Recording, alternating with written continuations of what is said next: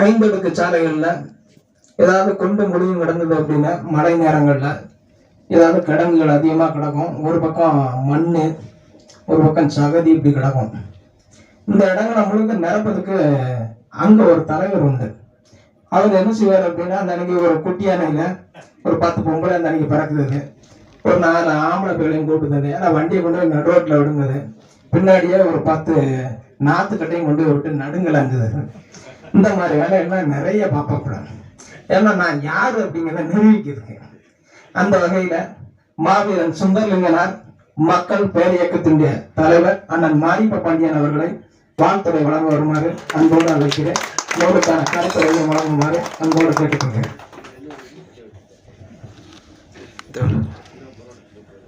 வந்திருக்க பெரியவர்களுக்கும் தாய்மார்களுக்கும் எவ்வளோ படிச்சுட்டு இவ்வளவு படிப்பு சொல்லுறாரு. எனக்கு பள்ளிக்கூடத்துக்கு போனே கிடையாது. 2ஆம் கிளாஸ் 2 நாள் தான் பிறகு 3 நாள் ஆடு மேய்க்க போயிட்டேன்.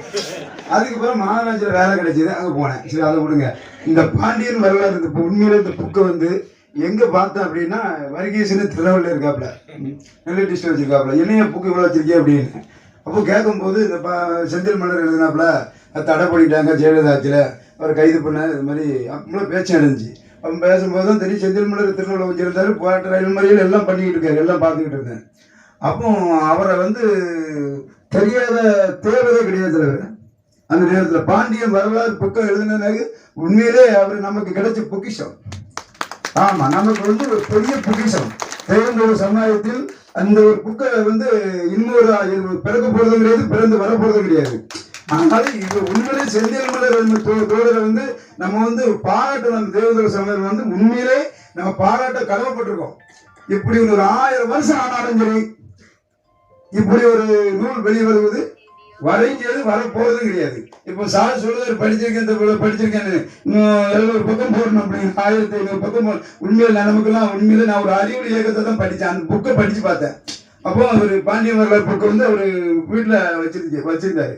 அவர் வீட்டில் இந்த அவன் திரும்ப வரைக்கும் தெரியுங்களா, அவர் என்ன சொன்னார் சொல்லப்போது எனக்கு தெரியும் நமக்கு அந்த இதை பற்றி. ஆனால் உண்மையிலே நமக்கு வந்து ஜெயலலிதா எவ்வளோ பெரிய ஆளு. அவரே கைது பண்ண சொன்னா யாரு? சசிகலா பார்த்த பார்வை.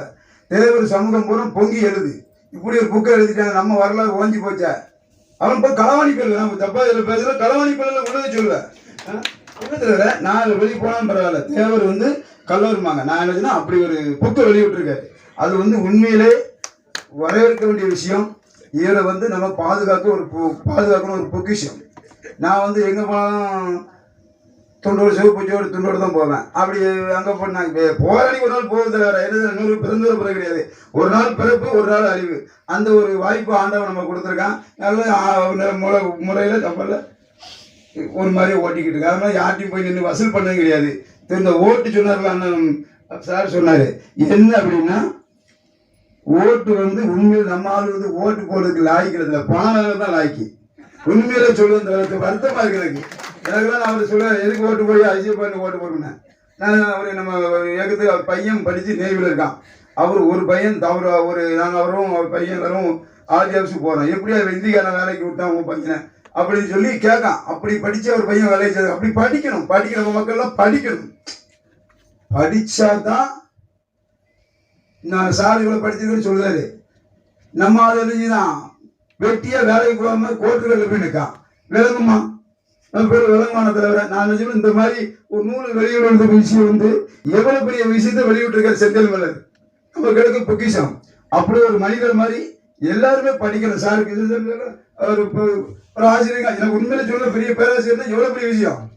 அப்படி படிக்கணும். மக்களை வந்து நம்ம பிள்ளைகளை வந்து படிக்க வைக்க படிச்ச வச்சா தான் இன்னும் ஒரு காலங்கள் நம்ம சங்கதி தெய்வந்தோட மக்கள் பட்டி தொட்ட. நாங்கள் ஊரெல்லாம் செருப்பு போட்டு நடக்க முடியாது தவிர நாடார் ஏரியா. எங்கள் ஊர் 15 வீடு தான் இருக்கு. அவனுக்கு ஒரு 600 வீடு இருக்கான். அப்படிப்பட்ட ஊர்ல நானும் ஆடு மேய்ச்சி அந்த ஊர்ல செருப்பு தூக்கி பெருமை சொல்ல வேட்டி தூக்கிட்டு போவேன். அவன் சொல்லுவான், இல்லை அவன் அப்படி போறான் அடிங்கன்னு ஒரு சொல்லுவதெல்லாம் காதல கேட்டிருக்க. கிட்ட வர மாட்டான், வந்தா செத்துருவான். நம்ம அப்படி இல்லை, அப்படிலாம் இருந்தது தவிர. அதனால உண்மையிலே நம்ம மக்களை வந்து படிக்க வைக்கிற பிள்ளைகளை அது வைக்கிறது பெரிய சிறந்தது. ஏன்னா நம்ம அந்த படிப்பு என்னன்னு தெரிஞ்சு போய் சொல்லுவேன். எல்லாருமே படிக்கணும். அதுவும் தேவேந்திர மக்கள் அனைவரும் பிள்ளைகள் என்ன சொல்லணும், படி அப்படிங்கணும். படிச்சாதான் ஏதாட்டும் ஒரு இதுல நமக்கு வேலைக்கு போக முடியும். நம்ம பேராசிரியர் சொல்ற சார் நம்ம சொல்ற அதிகாரம் இருக்குது. நானும் மாநகராட்சி வேலை பார்த்தது தவிர சஸ்பெண்ட் இருக்கேன். பிரமிட் ஸ்டாப் ஹைகோர்ட்ல கேஸ் கிடக்கு. அதே மாதிரி பாண்டியர் புக்கு பிடிச்ச நீதிபதி இந்த தடை இல்லை அப்படி சொன்னது பெரிய மகிழ்ச்சி அடைஞ்சேன். அப்படி ஒரு புக்கு வந்து தடை வேணும் நீதிபதி சொல்லியிருக்காரு, எவ்வளவு பெரிய விஷயம். அப்படிப்பட்ட சூழ்நிலையில மக்களை வந்து நம்ம இப்படி அறிவு சார்ந்த விஷயத்த வந்து சொல்லுங்க, நம்ம மக்களுக்கு நல்லது கிடைக்கும்.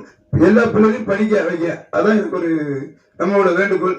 என்ன பேச வாய்ப்பு இருக்கு. நான் நன்றி.